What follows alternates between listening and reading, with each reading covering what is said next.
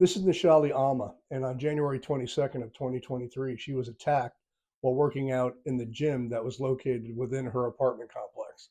What we're going to do is we're going to go through the 1 minute long security camera footage of the attack on Nashali, and we're going to look at 10 different things that I feel Nashali did on point that ultimately led to her surviving this attack.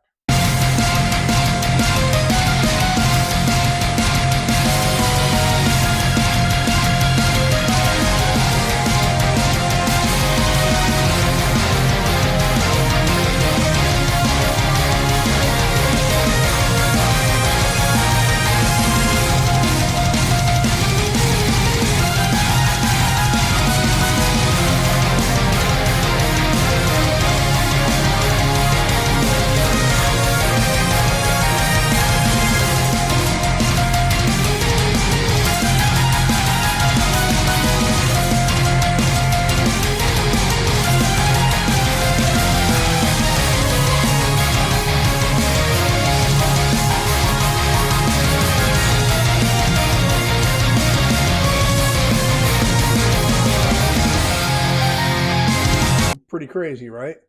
So again, only a minute long, but you can see how intensely Nashali fought during that entire minute. So let's break it down. So what I thought was really cool was her situational awareness. She realized that she was being backed into a corner. She doesn't want to be in a corner. She wants to get out of there. So she's using her hands to smack the guy away to create some distance.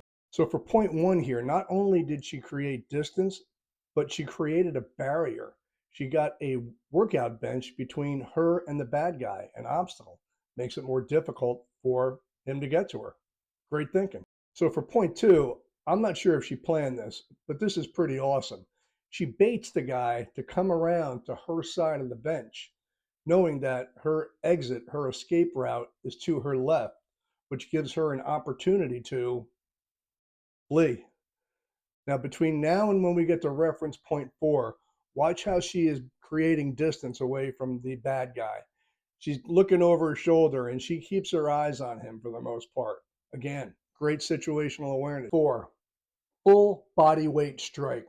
She gets all of her power and momentum behind that strike to his face. I'm not sure if she was going for his eyes, his throat, whatever. I mean, you go for that jaw, nose, that holy triangle there, you're going to do some damage. Just look at the intensity that she's fighting with. She's just throwing her hands. She's just going crazy, making contact.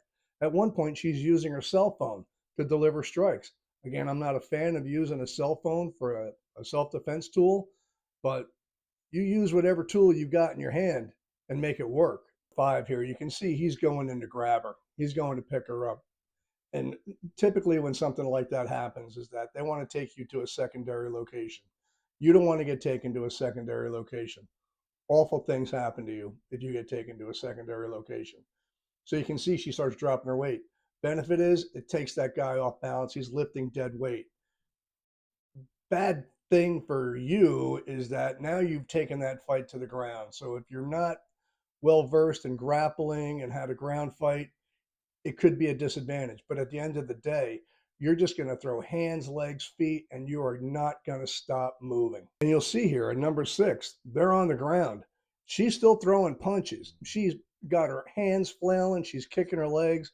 She's moving. You'll see his flip-flop comes off. Now at number seven here, you can see where she's pulling him down to the ground. Again, we talked about not being experienced at ground fighting, but if you do end up in the ground, pulling that attacker in close to you minimizes their ability to throw effective strikes on you because you're so close to each other. She's got him in a headlock. How awesome is that? She's in control. So you can see number eight here, leading up to number eight, she's repositioning herself to try to get the fight back on her feet. And what does she do? She pushes off his head with her hand to create some distance and starts bringing her legs around. Again, she's trying to get up on her feet. But just that leverage, that push off onto his face, it's not very comfortable for him. And we really don't care. At reference point nine here, you can see her moving her legs. She's shrimping out, trying to get her legs out from underneath again so that she can stand up and take the fight from a stand-up position. So now by the time we've got to point 10 here, he's out of gas. She's in complete control. you can see she's actually pushing him back out of her way so that she can escape. So remember, bad guys have a plan and they are highly motivated to execute and be successful in that plan.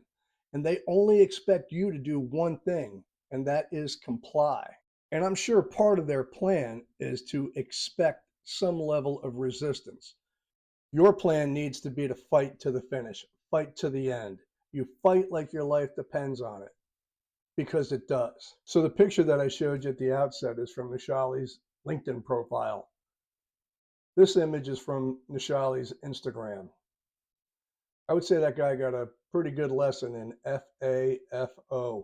And that's all I got for today. You know the drill. Don't forget to comment, share, like, follow. Let me know what you think, and have an awesome day. Yo.